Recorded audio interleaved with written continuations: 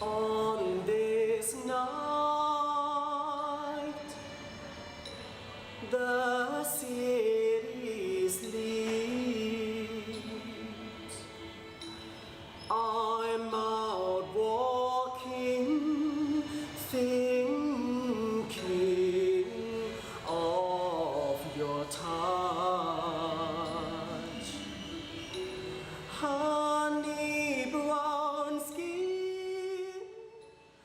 Khmer classical dance is an art form that's more than 1,000 years old, and it was developed as a prayer and movement for rain and fertility, prosperity, life, and renewal that rain meant. Here at Promsudan Alkanatierasa, we are both teaching and practicing the works of our ancestors to keep that history and legacy alive.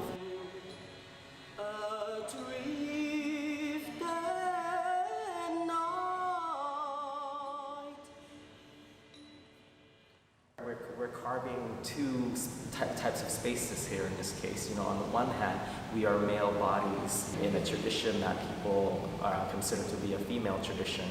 Then also on top of that, you know, we come out as Cambodia's first gay dance company. Calling ourselves a gay dance company is to mark a clear moment in time and space.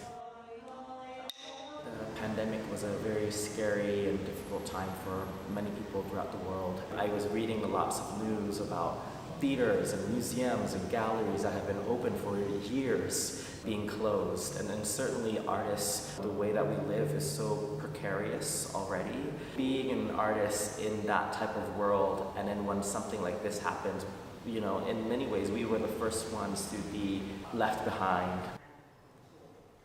The arts and culture rely on kind of foreign tourists.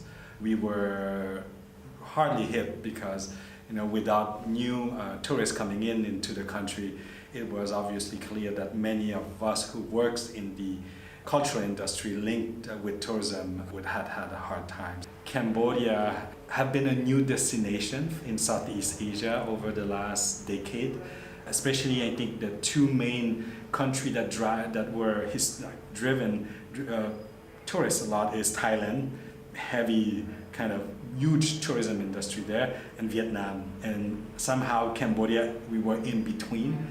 Cambodia has so much to offer in terms of diversity of destinations. And I think the cultural landscape is still very interesting because it's very rooted into the traditions. Let's say with dancer, they need to practice and to rehearse. Without rehearsal and practice, they lose their skill over time. We suffered from like losing performance opportunities, teaching opportunities, but however, the pandemic has been a moment for us to journey in place, to grow in place. We're really working to push and refine ourselves so that when things do open, we have something to show for the resilience of Khmer artists and the resilience of Khmer people, and really the resilience of humanity in such a crisis.